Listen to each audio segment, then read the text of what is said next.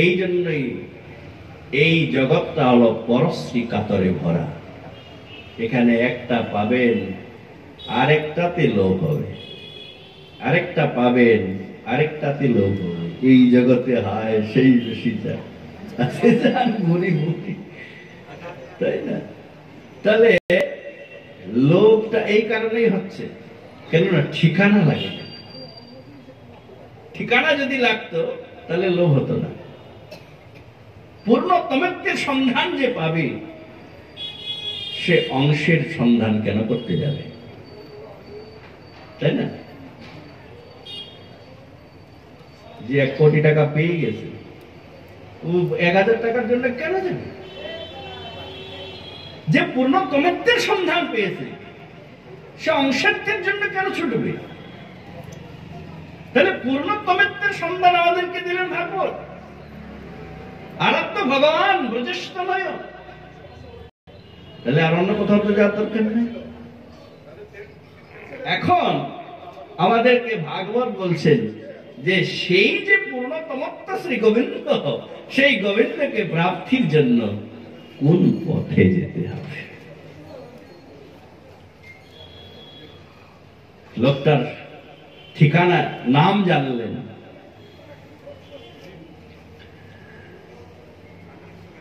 ঠিকানাটাও জেনেছেন, কিন্তু যাওয়ার রাস্তাটা যাবেন নাই। তাহলে যেতে পারবেন? হ্যাঁ, জানা নাই?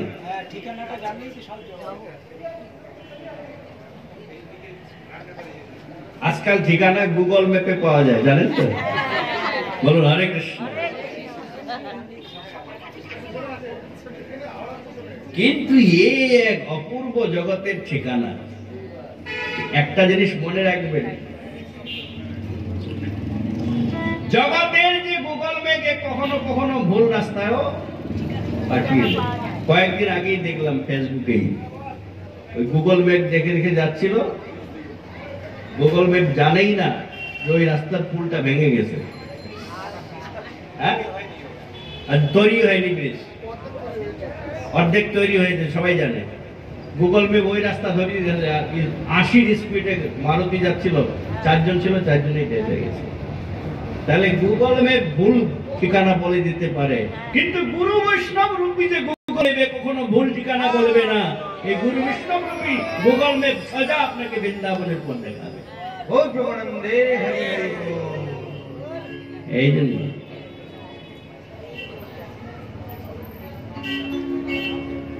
তারা যে আসল জনকে ধরেছে, তাই তারা এই জন্যই ওই গুগল ম্যাপের একটাই ঠিকানা, সেটা হলো বৃন্দাবন।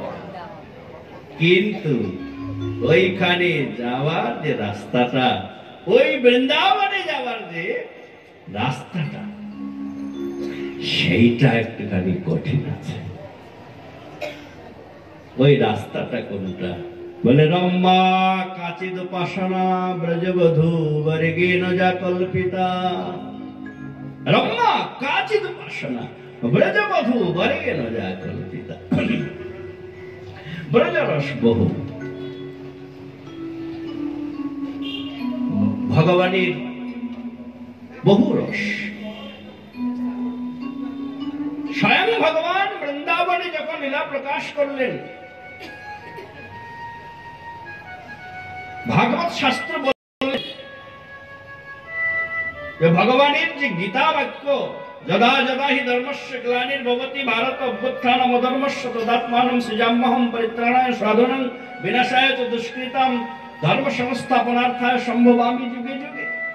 এই যে বাণী প্রতি যুগে যুগে অবতীর্ণ হই, এটা গৌণ কারণ। কৃষ্ণ অবতারের এটা গৌণ কারণ। ভগবান যুগে যুগে অবতীর্ণ হন, অসুর সংহার করেন, সাধুদের পরিত্রাণ করেন, ধর্ম সংস্থাপন করেন। নৃসিংহ রূপেও করেছেন, বামন রূপেও করেছেন, রামচন্দ্র রূপেও করেছেন। কৃষ্ণ রূপের স্পেশালিটি কি? তখন বললেন অনুগ্রহায় অবতারম। এটা ভাগবতের সিদ্ধান্ত। অনুগ্রহে ভূতানাম মানসিং তনুমাশ্রিতম ভজতে তাদৃশী ক্রীড়া যাসুত্তা তৎপরো ভবেৎ। বলুন হরে কৃষ্ণ।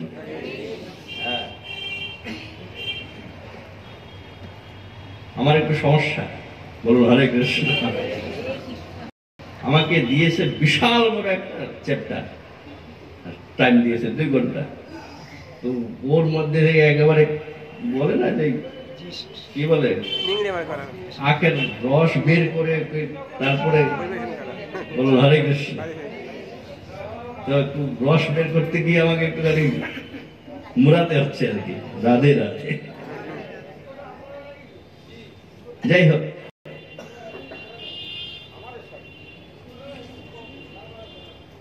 রজস্তলয় তদ্ধাম বৃন্দাবন। ভাগবত বললেন যে ভগবান স্বয়ং ভগবানের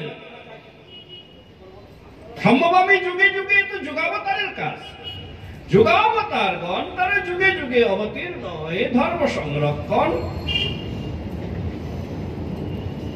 আদি আদি যে কাজ, অসুর সংহার, সাধু পরিত্রাণ এটা করেন। তাহলে স্বয়ং ভগবানের কি কারণ? তখন বললেন অনুগ্রহে ভূতানাম মানসিং তনুমাশ্রিতম ভজতে তাদৃশী ক্রীড়া আসক্তা তৎপরো ভবেৎ। অনুগ্রহে ভূতানাম মানসিং তনুমাশ্রিতম। কৃষ্ণ অবতারের একটাই কারণ, মূল কারণ, জীবকে মূল তত্ত্ব প্রদান করা। কিভাবে লোক বৃন্দাবনে আসবে এই ঠিকানাটা বলে দেওয়ার জন্যই ভগবান বৃন্দাবনে লীলা প্রকাশ করেছেন। বলুন হরে। আমাদের মতো কলিহত জীব ধর্মহীন, কর্মহীন, জ্ঞানহীন, যোগহীন, শ্রদ্ধাহীন, তপস্যাহীন, একেবারে অত দরিদ্রগণকে কিভাবে বৃন্দাবনে নিয়ে যাওয়া যায়? ভগবানের বৃন্দাবনীয় ব্রজলীলা প্রকাশের এইটাই হচ্ছে কারণ। তাহলে কিভাবে যায়? এই জন্যই ভগবান মূল বৃন্দাবনেতে প্রকাশ হয়েছেন 5টা ভক্তি রস নিয়ে: শান্ত, দাস্য, সখ্য, বাৎসল্য আর মধুর। 5টা মুখ্য ভক্তি রস। এই 5টা মুখ্য ভক্তি রসের মধ্যে সবটাতে সমানতা নাই। যেমন আকাশাদির গুণ পরপর ভূতে 2-4 গণনে পঞ্চ পৃথিবীতে। শুধু একটা উদাহরণ দেব। 5টা মূল আমাদের মহাভূত। 5টা কি মহাভূত? ক্ষিতি অফ টেস্ট, মধ্য, আকাশ, বায়ু, অগ্নি, জল, পৃথিবী। কিন্তু 5টাকে আমরা মহাভূত বলি, কিন্তু 5টাতে সমানতা নাই। ধ্যান দিয়ে শুনবেন।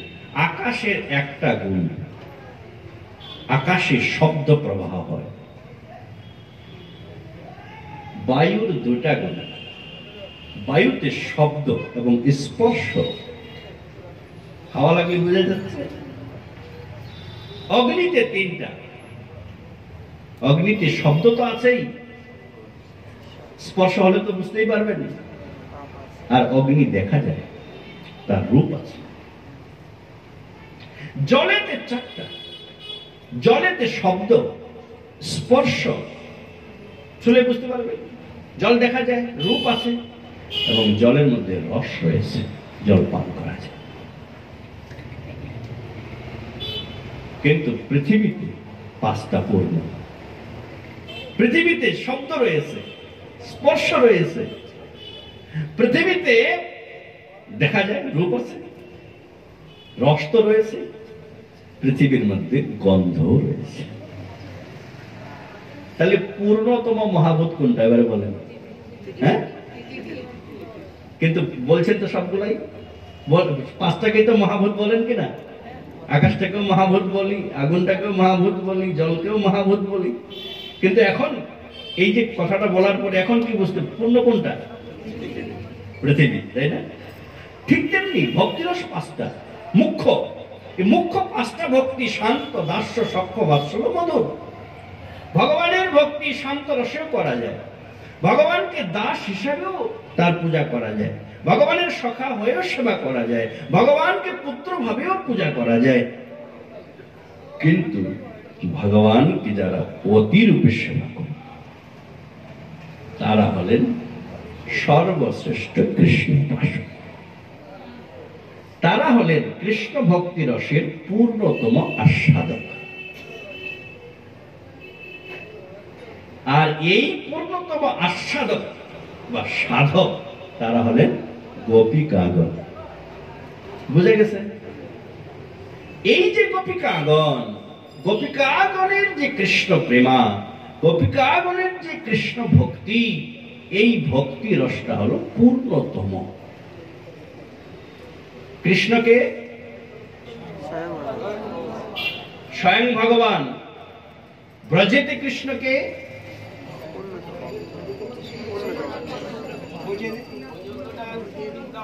পূর্ণতম, তাই না?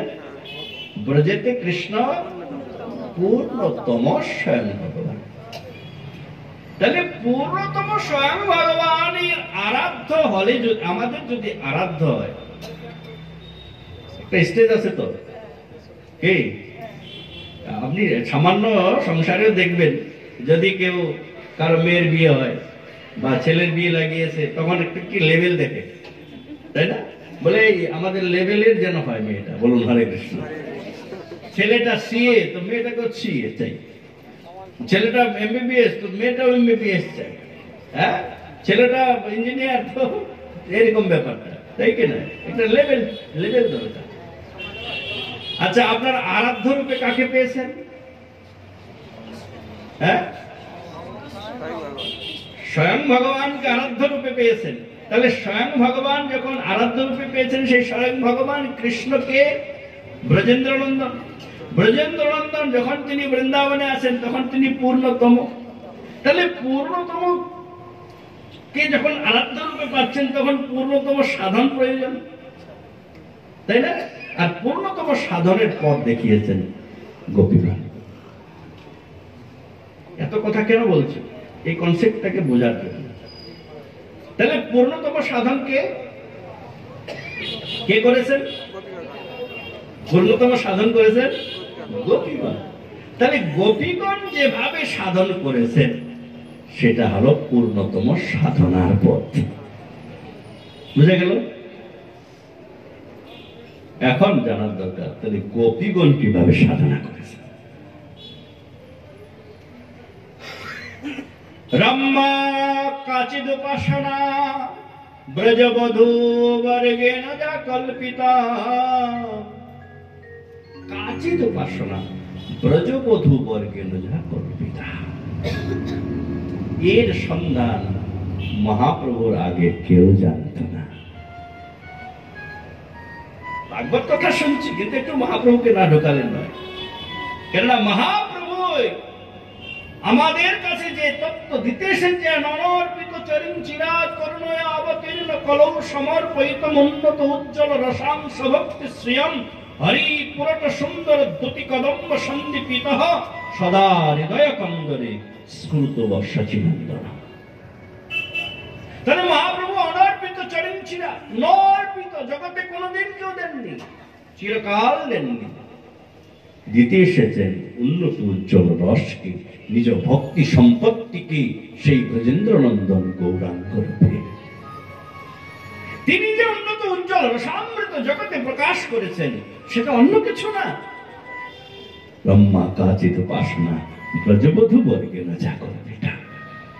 যেভাবে ব্রজবধূগণ গোবিন্দের জন্য আরাধনা করেছেন, কেননা জগতে যদি নিষ্কলঙ্ক, জগতে যদি কেবলা ভক্তি, জগতে যদি মাধুর্য রসের সর্বশ্রেষ্ঠতম প্রেম রস আস্বাদন কারো দ্বারা হয়েছে, তবে সেটা কেবল গোপী গানের দ্বারা। গোপী লীলা প্রকাশিয়া গোপী আস্বাদে, কবি আজকে সে কথা সংক্ষেপে বলল। গোপী লীলার প্রকাশক আপনারা কি ভাবছেন বৃন্দাবনে কৃষ্ণ লীলা প্রকাশ করেছে? যার কথা আমি বলছি সেই স্বয়ং ভগবান কৃষ্ণ তার সর্বশ্রেষ্ঠতম যখন লীলা করতে যাচ্ছেন রাসলীলা, সেই রাসলীলার প্রথম শ্লোকেই আগেই বলে দিলেন, ভগবান অপি তারাত্রি শারদোৎফুল্ল মল্লিকা বিক্ষরন্ত মনশ্চক্রী যোগমায়া উপাসিত। তিনি যোগমায়ার দ্বারা আশ্রিত লীলা প্রকাশ করেছেন। আরে আরে আরে, আপনি এই বললেন তিনি স্বয়ং ভগবান, তিনি পূর্ণতম রসের দ্বারা আশ্রিত, তিনি আবার নিজে যোগমায়ার দ্বারা আশ্রিত হলেন বলে? হ্যাঁ, যোগমায়ার দ্বারা আশ্রিত না হলে ব্রজলীলা প্রকাশ করতে পারবেন না। যোগমায়ার মূল অধিষ্ঠাত্রী শ্রী রাধারানী। বলো রাধারানী সরকার কি, বলো বিষ্ণুপাদ জগদ্গুরু ভক্তি প্রসাদ সাধু গোস্বামী महाराज की महाराज के लिए हे गोविंद।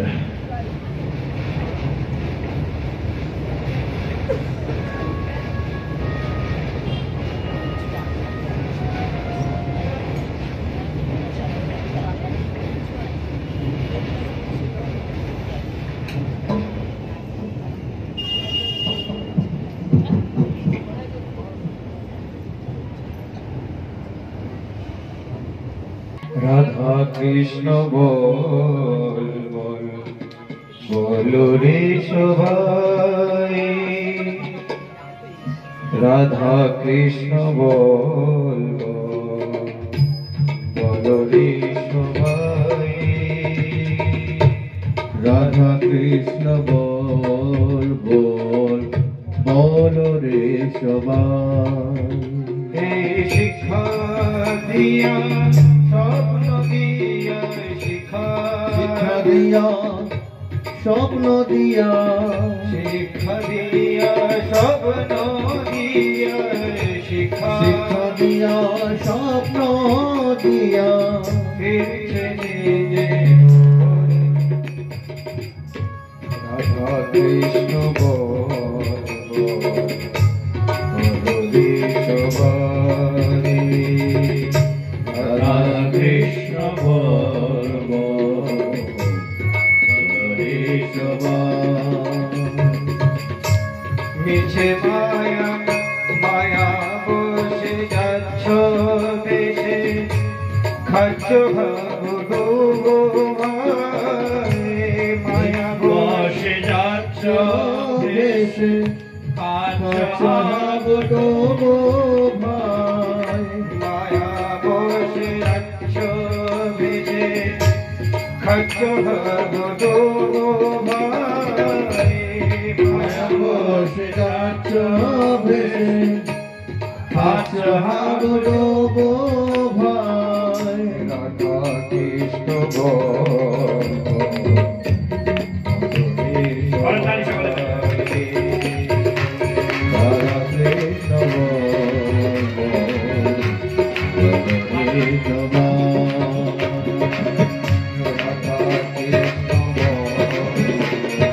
কৃষ্ণ কৃষ্ণ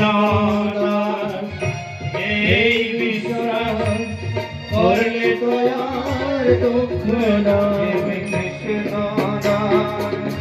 এই বিশ্বাস করলে তো আর দুঃখ নাই, কৃষ্ণ এই বিশ্বাস করলে তো আর দুঃখ নাই। কৃষ্ণ বলবে যাবে ফুল ঘরে ঝরবে আখি বলে তারি, কৃষ্ণ বলবে যাবে ফুল ঘরে ঝরবে আখি নিতাই রাধা কৃষ্ণ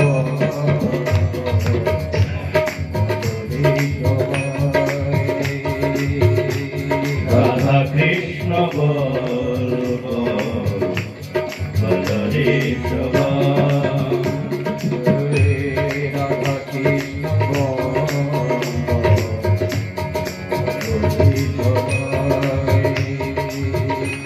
রাধা কৃষ্ণ বলরে সবা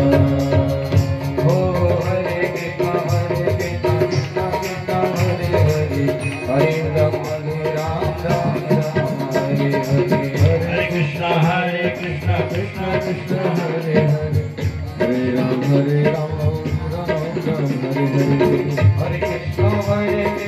Krishna Krishna Hare Hare Hare Ram Ram Ram Hare Hare Hare Krishna Krishna Krishna Hare Hare Hare Ram Ram Ram Hare Hare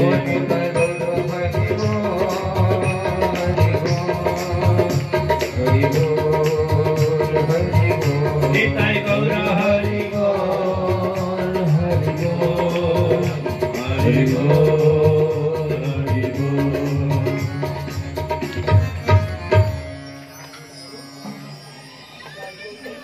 উন্নত উজ্জ্বল শাংস ভক্তি মহাপ্রভু যে উন্নত উজ্জ্বল নিজ ভক্তি সম্পত্তি দিতে এসেছেন সেটা হলো ভাগবত প্রতিপাদ্য এই গোপী প্রেমামৃত রম্মা কাচিদ উপাসনা ব্রজবধূ বর্গে নজা কল্পিতা ব্রজবধূগণ কিভাবে আরাধনা করেছে ব্রজবধূগণের আরাধনার রাস্তাটা কি তারা কিভাবে গোবিন্দের কাছে গেছে বড় অদ্ভুত বিষয় কিছুর পরে যখন ব্রজগোপী কাগণের কথা আসছেন তাহলে তারা কিভাবে আমাদের মতো জাননি কি ট্রেনে করে বাসে করে কিসে যান আপনারা বৃন্দাবন ট্রেনে বাসেই যান গোপীগণ কিভাবে গেছিলেন পায়ে হেঁটে আচ্ছা বলুন হরে কৃষ্ণ না শুধু পায়ে হাঁটে যায়নি মনের জোর শুধু মনের জোরেও যায়নি ভক্তির জোর ঠিক আছে কিন্তু শুধু ভক্তির জোরেও যায়নি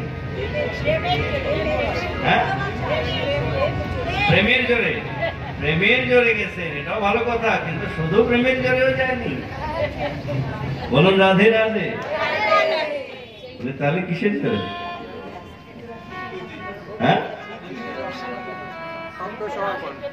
যেদিন গোবিন্দের কৃপার জোর তাদের উপর পড়েছে সেই দিন তারা গেছে গোবিন্দের কৃপার রস গোবিন্দের কৃপার রশ্মি গোপীদের উপর হলো বাকি কারো উপর তো হলো না কি করে হলো কেন গোপী কাহা নিষ্কাম কৃষ্ণ রস নিষ্কাম কৃষ্ণ ভক্তি করেছে তাদের ভক্তিতে এক বিন্দু কোন না এক বিন্দু সেখানে ত্রুটি ছিল না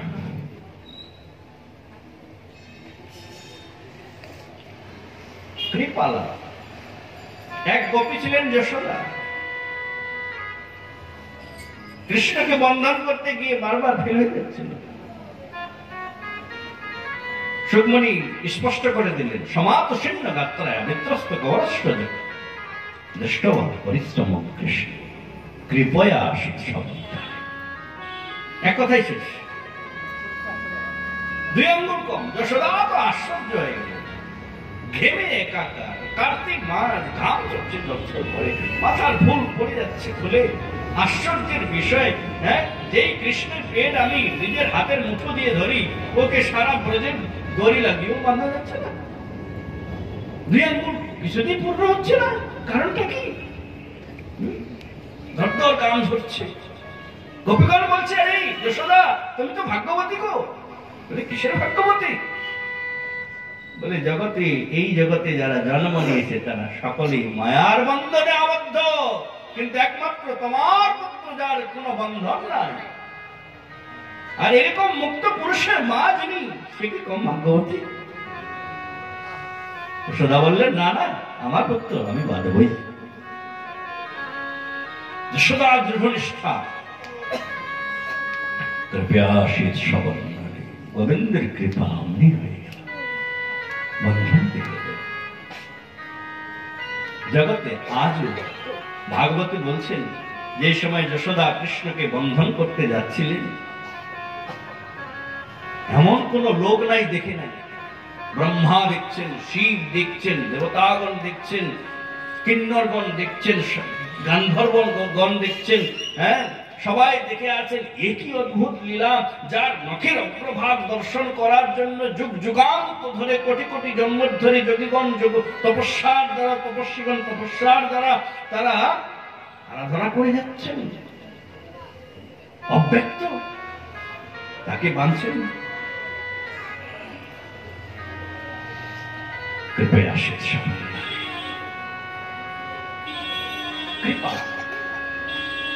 কৃপা লাভ করলেন, গোবিন্দ বন্ধন হল। আজও কার্তিক মাসে বড় বড় ভক্তরা যখন আরাধনা করে গোবিন্দে, তখন দামোদর অষ্টকবি যায়, তখন যশোদারই কথা বলে। কারণ এমন বাৎসল্য রসের রসগুরু স্বরূপ যশোদার মহিমা কে বর্ণন করতে পারে? এক গোপী যশোদা, তিনি বাৎসল্য রসের ভক্তি করেছেন, কিন্তু ভক্তিতে কোনো ত্রুটি রাখেননি। সেখানে বাৎসল্য রসের রস প্রদান করার জন্য গোবিন্দকে যদি লাঠি ধরতে হয়েছে তো ধরেছেন, গোবিন্দকে যদি বন্ধন করতে হয়েছে তো বন্ধন করেছেন, গোবিন্দকে যদি ভৎসনা করতে হয়েছে তো করেছেন। আর গোবিন্দ অতি প্রসন্ন। গোবিন্দ তো বলছেন, গোপীদের গালি খেলেই আমার তুষ্টি হবে। তোমাদের স্তুতিতে যতটা না প্রসন্ন, গোপীদের গালিতেই অতটা থেকে অধিক প্রসন্ন। প্রিয়া যদি মান করে করে বৎসন বেদস্তুতি হইতে হরে মর্মন, এই বাবা ইয়ে কি বাসনা নেই, গালি দিয়ে গোবিন্দকে প্রসন্ন। আর এই রস আস্বাদন, এই রসের প্রকাশক, এই রসের আস্বাদনকার কেমন কথা। রাধের যে আরাধনা নির্মল, বিশুদ্ধ, যেখানে কোন রকমের সন্দেহ নাই, সংশয় নাই, দোষ নাই, যেটা ভগবানের দ্বারা সম্পূর্ণ রূপী একেবারে পরীক্ষামূলক ভক্তি, সেটাই হল গোপীতা। রম্যা কাচিত উপাসনা ব্রজবধূবর্গেণ যা কল্পিতা। এই জন্যই ব্রজবধূ গোপিকাগণের যে প্রেম, সেটা অদ্ভুত। তারা কিভাবে কৃষ্ণ আরাধনা করেছে। ভাগবতীর দাস পঞ্চোধ্যায়ের প্রথম অধ্যায় শোকমণি একটা কথা বলছে, গোবিন্দ বাঁশি বাজিয়েছে, কি জগৌ কলম্বামদশাম মনোহর। গোবিন্দ বাঁশি বাজাবে, আর এই বাঁশির শব্দ পৌঁছালো তো কেবল ওই গোপীদের কানে। আরে ওখানে তো নন্দ বাবা যশোদা তো রয়েছিল, সখাগণ তো ছিল, কই কারো কানে তো পৌঁছালো না। সুকমণি পরীক্ষিতকে তখন বলছেন, পরীক্ষিত কেন পৌঁছালো না জানো? আমি বলছি কারণটা। কিনি সম্মগীতম তদনঙ্গবর্ধনম ব্রজস্ত্রিয়ঃ কৃষ্ণ গৃহীত মানসা আজ মুরন্নন্ন মলোক্ষিতোদ্যমা সযত্র কান্তো জবলোল কুণ্ডলা। সুকমণি বললেন, হে পরীক্ষিত, নিসম্য গীতম তদনঙ্গ বর্ধনম ব্রজস্ত্রিয়ঃ কৃষ্ণ গৃহীত মানসা। এমনি কি এসেছে কি নিসম্য গীতম তদ অনঙ্গ বর্ধনম। শ্লোকের অর্থ বিশ্বনাথ চক্রবর্তী ঠাকুর শারদদর্শিনীতে বলছেন, যখন এই গোবিন্দের বংশী গানামৃত গোপিকাগণের কর্ণে পৌঁছাল, আর কেবল তাদেরই কানে গেল, কেননা গোবিন্দ তার বংশীতে একটা বীজ মন্ত্র বাজিয়েছেন। সেই বীজ মন্ত্রের নাম হলো কিলিং বীজ। একটা বীজটা হলো কিলিং। বাকি মন্ত্র তো বলা যাবে না, বলুন হরে কৃষ্ণ। কেননা এই বীজের মূলেই গোবিন্দ। ককারো ভগবান কৃষ্ণ, ইকারো প্রকৃতি রাধা। শব্দের ঘরে ভগবান কৃষ্ণ, ইকারে প্রকৃতি রাধা রানী। রাধা কৃষ্ণ একত্রিত যে রসরাজ মহাভাব দুই রূপ চৈতন্য চরিতামৃতে সে কথা বললেন। রসরাজ মহাভাব রাধারানী গোবিন্দের একত্রে মিলন কি, আর সেই বীজ গোবিন্দ নিজে বংশীতে বাজাচ্ছেন। আর এই বীজের এমনই মহিমা, যারা এখানে গোপিকা দেহ লাভ করেছেন কেবল তাদেরই কর্ণে গিয়ে পৌঁছাচ্ছেন। আর গোপিকাগণ যখন সেই বংশীগীত শুনছেন, তারা যেন কৃষ্ণের বাঁশির সুরেতে নিজের নামটা শুনতে পাচ্ছেন। এই হলো অদ্ভুততা। কি করে হলো এটা? সুকমণি বললেন, নিসম্য গীতম যখনই শুনলো তদ অনঙ্গ বর্ধনম। গোপিকাগণের হৃদয় আর ঘরে নাই। যে যেখানে আছে, যে অবস্থায় আছে, তারা দেখলেন গোবিন্দ ডাকছে। সুকমণি বললেন, কৃষ্ণ গৃহীত মানসা। তাদের মন তো গোবিন্দ নিয়ে নিয়েছে। কি করে নিল গো? বিশ্বনাথ চক্রবর্তী ঠাকুর বড় সুন্দর একটা ভাব দিলেন। বলে, এই জগতে সব থেকে বড় চোর কে বলেন তো? হ্যাঁ, এই জগতের চোর খুব জোরে কারো সোনা দানা টাকা পয়সা নিতে পারবে, কিন্তু কেউ কারো পাপ নিতে পারবে না। তাহলে ভিতরে প্রবেশ করে অন্তঃকরণ থেকে জীব হৃদয়ের সমস্ত পাপকে যে নিয়ে নিতে পারে, তার থেকে বড় চোর জগতে আর কেউ আছে? আর সেই চোর তো গোবিন্দ। এত গোবিন্দ নিজে প্রতিজ্ঞা করে রেখেছেন, সর্বধর্মান পরিত্যজ্য মামেকং শরণং ব্রজ অহং তাং সর্ব পাপেভ্যো মোক্ষয়িষ্যামি মা শুচঃ। এত বড় চোর কি ব্রজে প্রসিদ্ধম নবনীত চৌরম গোপাঙ্গনানাম চ দুকুল চৌরম अनेक जन्मार्जित पाप चौरम चौरागन्नाम पुरुषं नमामि राधिकाय हृदयस्य चौरम स्वाम्बुदशे मलकान्ति चौरम पराश्रितानां च समस्त चौरम चौराग्रगन्नाम पुरुषं नमामि। চোরের অগ্রগণ্য। কৃষ্ণকে চোর বলেন, কৃষ্ণকে বলেছে চোরের অগ্রগণ্য, মানে চোরের সর্দার। এত বড় চোর জগতে আর নাই। ভিতরে প্রবেশ করে লোক এমনি বাইরে থেকে কিছু নিয়ে যেতে গেলে ধরা পড়ে যায়, আরো ভিতরে ঢুকে সবার পাম গুলো চুরি করে নিচ্ছে, কেউ ধরতে পারছে না। একজন তো ধরেই ফেলেছে।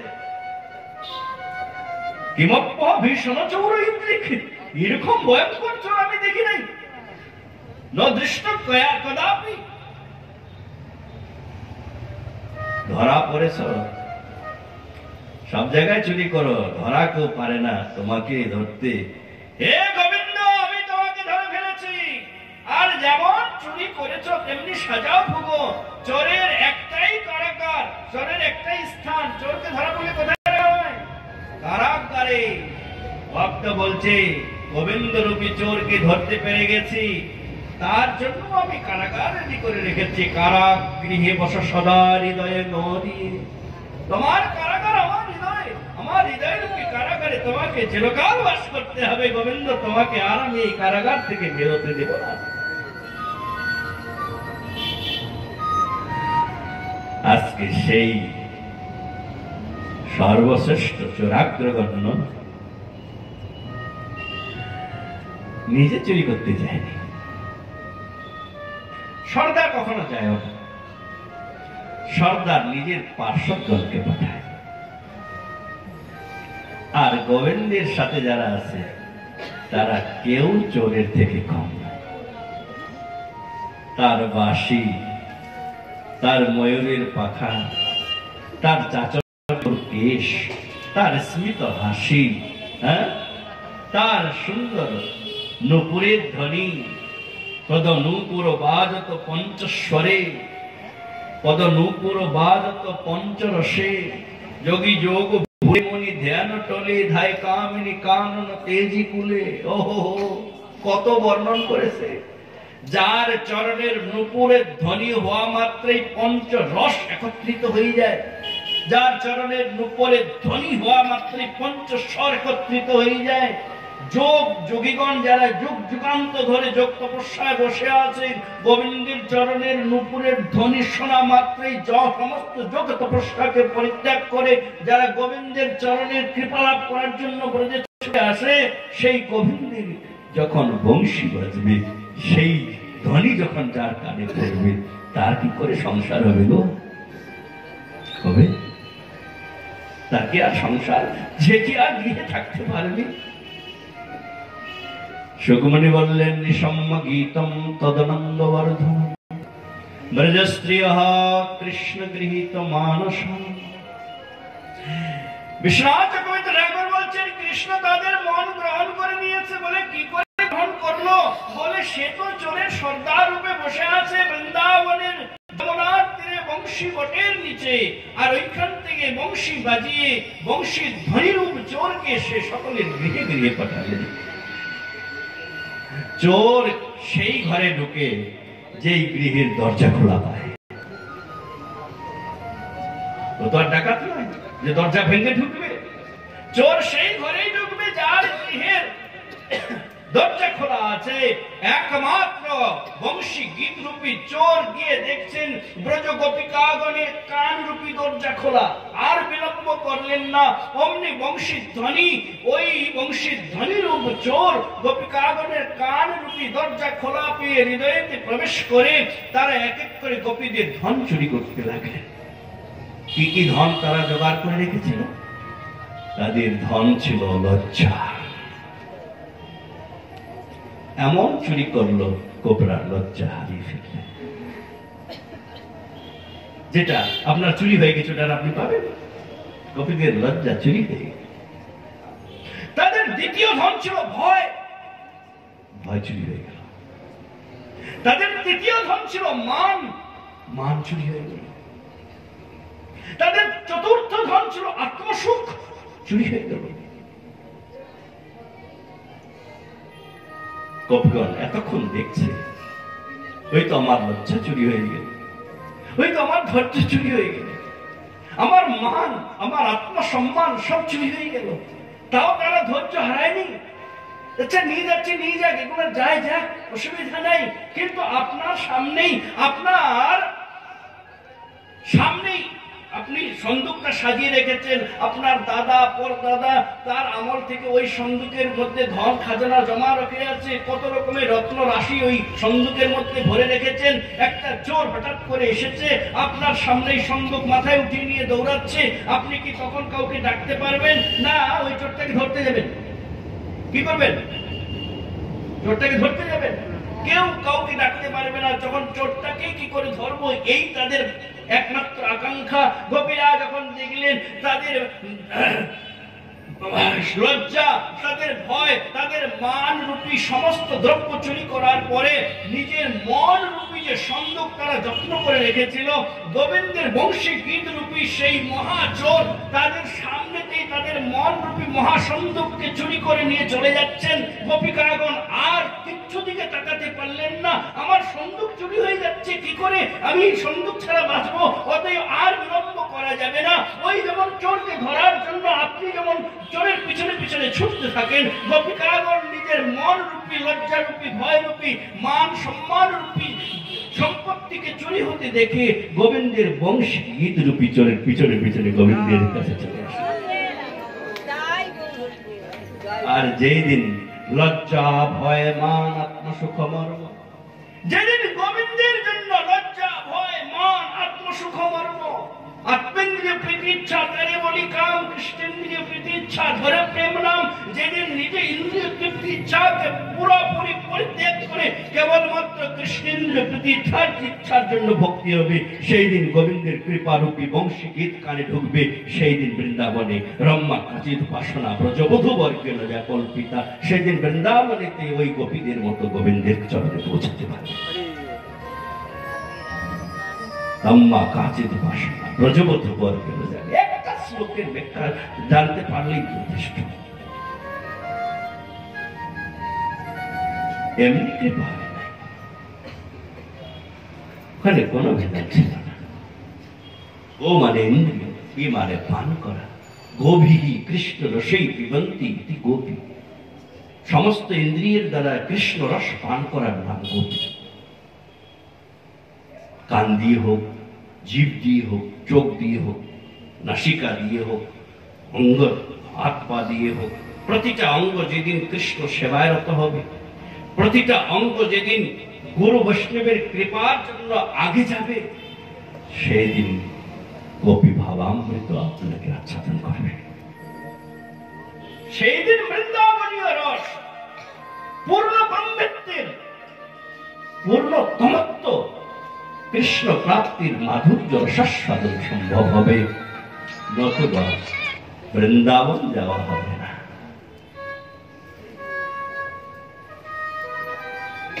মনে থাকবে তো? ভাগবত কি দিলেন? ভাগবত দিলেন আরাধ্য তত্ত্ব। আরাধ্য তত্ত্ব কে? ভগবান পূর্ণতমত্ব। ভাগবত কি দিলেন? পূর্ণতমত্বের পূর্ণতম প্রাপ্তি, আর সেই পূর্ণতম প্রাপ্তির পথ।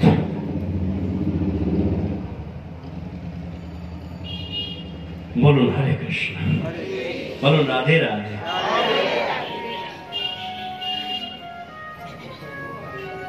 এত কিছু দিলেন ভাগবত, পথ দেখিয়ে দিলেন, কিন্তু পথটা ধর্ম কোথায় সেটা তো বলে দিলেন। এক জায়গা থেকে তো শুরু করতে হবে। আমি তো ভবাটবি, ভাগবতে একটা শব্দ আছে ভবাটবি। অটবি মানে বন, জঙ্গল। সময়ের অভাব, সেজন্য আমাকে এখন উপসংহারের দিকে যেতে হবে। অনেক কিছু বলতে ইচ্ছা করলে সময় আমাদেরকে সেই উপায় দিবে না। ভাগবতে একটা শব্দ আছে ভবাটবি। শব্দটা কি? অটবি মানে জঙ্গল। এই ভব সমুদ্র, ভব মানে সংসারটাকে জঙ্গল বলা হয়েছে। কেন? সব জায়গায় পথ হারিয়ে পথ খুঁজে পাবে, জঙ্গলে পথ হারালে পথ খুঁজে পাবেন না। জঙ্গলে যদি একবার হারিয়ে যাবে বড় মুশকিল যে আপনি পথ খুঁজে পান, কেন সব দিকে একই রকমের লাগবে। বলুন হরে কৃষ্ণ। কোথায় আছে? জঙ্গলে আছে। কোন জঙ্গল? ভবা জঙ্গল। ভবাটবি সংসার রূপী এই জঙ্গলের মধ্যে রয়েছে।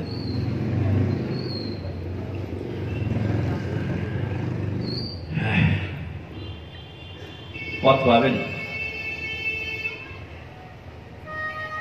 পথ হারিয়ে গেছি বলেই তো এখানে ঘুরে বেড়াচ্ছে। পথ যদি পেতামই তাহলে তো চলেই যেতাম, তাই না? পথ হারিয়ে ফেলেছি বলেই এখানে ঘুরে বেড়াচ্ছি। তাহলে এখন পথ দেখাবে কে? আবার আশ্রয় ওই ভাগবত। সুখমণি দেখলেন জীবকে পথটা তো বললাম, কিন্তু পথটা ধরার কথা তো বললাম না। এরা ধরবে কোথায়? এরা পাবে কোথায়? হারিয়ে যাওয়া জীব। কেউ কর্মের রাস্তাতে হারিয়ে গেছে, কেউ যোগের রাস্তায় হারিয়ে গেছে, কেউ নাস্তিকতার রাস্তায় হারিয়ে গেছে, কেউ আবার বিভিন্ন পথের দিকে চলে গেছে, তাই না? যুধিষ্ঠির মহারাজ বললেন শ্রুতির বিভিন্ন স্মৃতির বিভিন্ন নাশো মুনিজস্ব মতম ন ভিন্নম ধর্মস্য তত্ত্বম নিহিতম গুহায়াম মহাজগ জীবগত হর্ষপন্থা। মহাজনগণ যেই পথ দিয়ে গেছেন সেটাই তো পথ। আর সেই পথ দিয়ে যেতে গেলে, সেই পথকে ধরতে গেলে মহাজন অনুগত হতে হবে। আর মহাজনের অনুগততা ওই ভাগবতেই দিয়েছে। এই জন্য শ্রীমদ ভাগবতম প্রমাণ অমলম। শ্রীমদ ভাগবত অমল প্রমাণ। এখানে কোন রকমের মল নাই, ত্যাগাংশ কিছু নাই। এখান থেকে ধর্ম, অর্থ, কাম, মোক্ষ কিছুই আপনাকে নিতে হবে না। কেন? এখানে তাদের প্রবেশই নাই। শ্রীমদ ভাগবতী মহাপুরাণে পরমংসম সংহিতায়, পরমংসগণের সংহিতা, অতএব সম্পূর্ণ নির্মূল। অতএব এই ভাগবত রূপী অমল প্রমাণকে আশ্রয় গ্রহণ করো। কেননা ভাগবত রূপী অমল প্রমাণের এই একমাত্র প্রতিপাদ্য বিষয় নাম সংকীর্তন। ভাগবতে অনেক প্রমাণ আছে, অনেক প্রমাণ আছে। ভাগবতেই বলেছেন, ষষ্ঠ স্কন্ধে প্রথম অধ্যায়ে বলেছেন, দ্বিতীয় অধ্যায়ে বলেছেন, স্বয়ং যমরাজ মহারাজ বলছেন এতাবতাল অগনির হরণায় পুংসম বিকৃষ্য পুত্রম যদজামিলোপি নারায়ণী কিম্রিয়মানিয়ায় মুক্তি। অজামিল কি পুণ্য করেছিল? এক হরিনাম নারায়ণ নাম করেই তার উদ্ধার হয়ে গেল, তাই না? সেই ভাগবতেই বলেছে কৃষ্ণ বর্ণম কৃষ্ণম সাঙ্গ মঙ্গাস্ত্র পার্শ্বদম যজ্ঞই সংকীর্তন প্রায়ই যজন্তি সুবিধস। ভাগবতী বলেছে কলিযুগ, জঙ্গলে হারিয়ে গেছ, অতএব কান দুটা খাড়া রাখতে হবে। পথহীন জঙ্গলে ভ্রমিত ব্যক্তির যেমন যদি কান খাড়া থাকে যে কোন দিক থেকে একটা মানুষের আওয়াজ আসছে, কোন দিক থেকে কোন শব্দ শোনা যাচ্ছে, ওই দিকে সে যদি ছুটে চলে যেতে পারে তাহলে সে যেমন পথ পেয়ে যায়, ঠিক তেমনি এই কলিযুগেতে পথ হারা জীবকে পথ দেখাবার জন্য ভাগবত বললেন যে তোমরা তার কাছে যাবে। কার কাছে? কার কোন দিকে শুনবে?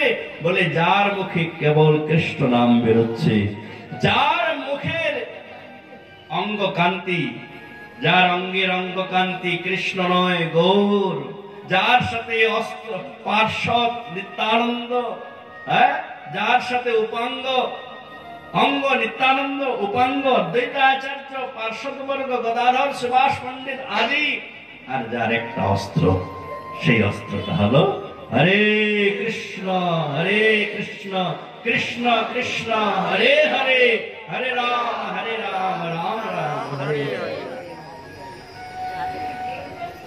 অন্য যুগেতে অস্ত্র দিয়ে পশুবধ করেছে, এই যুগে করে নেই। অন্য যুগে করেছে পশুবধ, এই জীব পাপী বধ, কিন্তু এই যুগেতে করেন। এই যুগে কেবল কি করেছে? চিত্ত শুদ্ধি করিল সব। রাম আদি অবতারে ক্রোধে নানা অস্ত্র ধরে অসুরের করিল সংহার। এবে অস্ত্র না ধরিল, প্রাণে কারো না মারিল, চিত্ত শুদ্ধি করিল সবার। সকলে চিত্ত শোধন করেছে। তাহলে জঙ্গলে হারিয়ে গেছেন, এখানে আপনার একটা ইন্দ্রিয় কাজ করবে, সেই ইন্দ্রিয়টা হচ্ছে কান। যেই দিক থেকে শব্দটা শোনা যাচ্ছে ওই দিকেই চলে যেতে হবে। আমরা কলিযুগ রূপী ভব সমুদ্রেতে জঙ্গলেতে এমন হারিয়ে গেছি, এখানে আর অন্য কোনো অঙ্গ কাজ করবে না। এখানে শুনতে হবে গৌর সুন্দরের হরে কৃষ্ণ ধ্বন কোন দিক থেকে আসছে। যে দিক থেকে আসবে ছুটে যেতে হবে জীব ওই দিকেই, তবেই গিয়ে সংসার সমুদ্র থেকে উদ্ধার হতে পারব।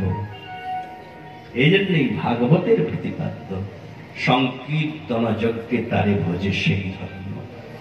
একদম চৈতন্য চরিতামৃতের মঙ্গলাচরণের দ্বিতীয় শ্লোকে বলছেন, বন্দে শ্রীকৃষ্ণ চৈতন্য নিত্যানন্দ সহজিত গৌরদয়ে পুষ্পবন্ত চিত্র সন্দৌ তমনদ।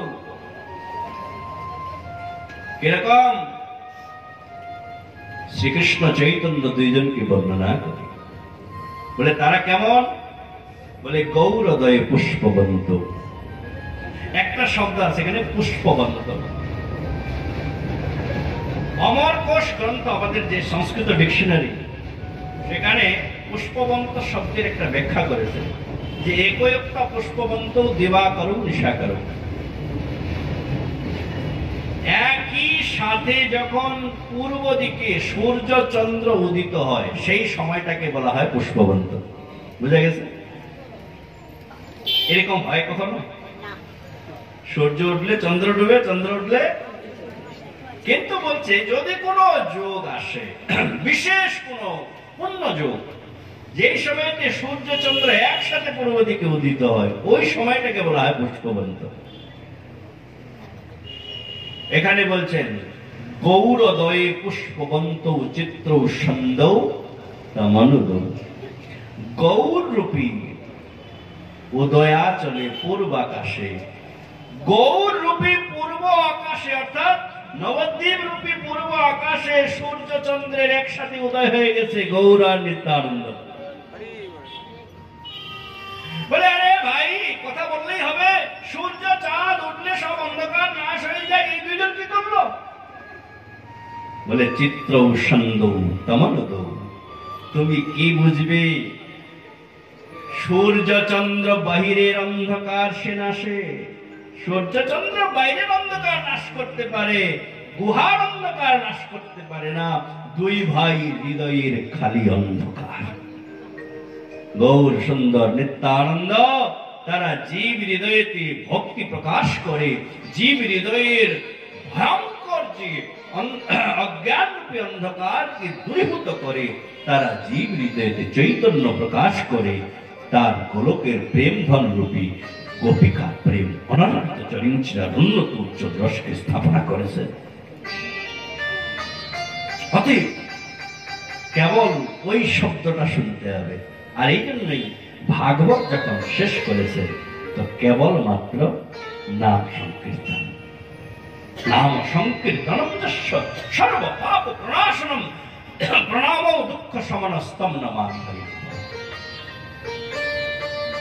শেষ করেছেন হরিনাম দিয়ে।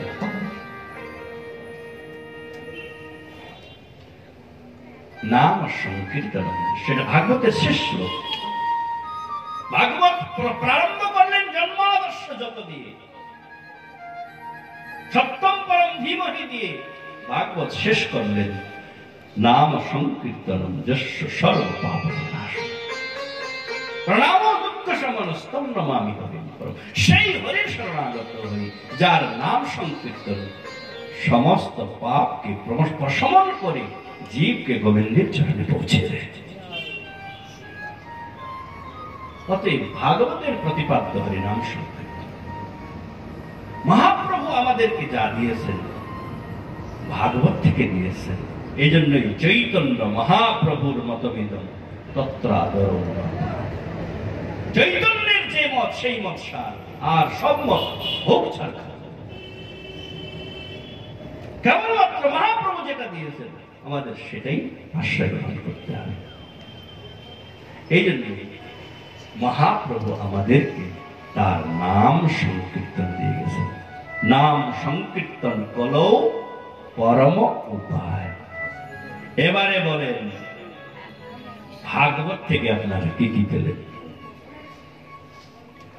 এমনি তো 7 দিন ভাগবত শুনিও ভাগবত শেষ করার উপায় নেই। সেখানে একদিনের 2 ঘন্টা, বিশাল বড় চ্যাপ্টারকে একটু কঠিন হয় আর কি, মানে রস বের করা বলুন হরে কৃষ্ণ। কিন্তু এর মধ্যে থেকে আমাদেরকে কি কি নিতে হবে? এখান থেকে আরাধ্য তত্ত্ব, আরাধ্য তত্ত্বের প্রাপ্তি স্থান, প্রাপ্তির পথ, আর সেই প্রাপ্তির পথকে খুঁজে বের করার সাধন রূপী হরিনাম সংকীর্তন। বলেন ভাগবত ছাড়া আর কোন উপায় আছে? এই হরিনাম সংকীর্তন আমাদেরকে গৌরাঙ্গের চরণে নিয়ে যাবে। কেননা মহাপ্রভু নিজে বলেছেন কি চেত দর্পণ মার্জনম ভব মহাদাবাগ্নি নির্বাপনম শ্রেয় কৈরব চন্দ্রিকা বিতরণম বিদ্যা বোধু জীবনম আনন্দম বুদ্ধিবর্ধনম প্রতিপদম পূর্ণামৃতয়স্বদনম সর্বাত্মস্নপনম পরম বিজয়তে কৃষ্ণ সংকীর্তনম। সিদ্ধার্থশ্রী মহারাজের একটা ব্যাখ্যা পড়ছিলাম একবার। উনি লিখলেন যে নাম সংকীর্তনের মহিমা এতই অপার যে স্বয়ং মহাপ্রভু নামের মহিমা বলতে গিয়ে নামের জয়যুক্ত দিয়ে শেষ করলেন যে এত অপার মহিমার আমি আর কতটাই বলতে পারি। এটা কেমন? এটা যেমন বেদের পরম্পরা। বেদগণ যখন দেখে যে ভগবানের মহিমা বলে আর কুল পাওয়া যাচ্ছে না, তখন তারা জয় জয় জহ জামজিত দোষগ্রবীত গুণাম তমসি যদাত্মনা সমবরুদ্ধ সমস্ত ভগ অগ জগদোক স্বাম অখিল ভক্ত ববোধক তে কচিত জয়াত্মনা চরতো নুচরে নিগম। বেদগণ যখন দেখে যে আর কুল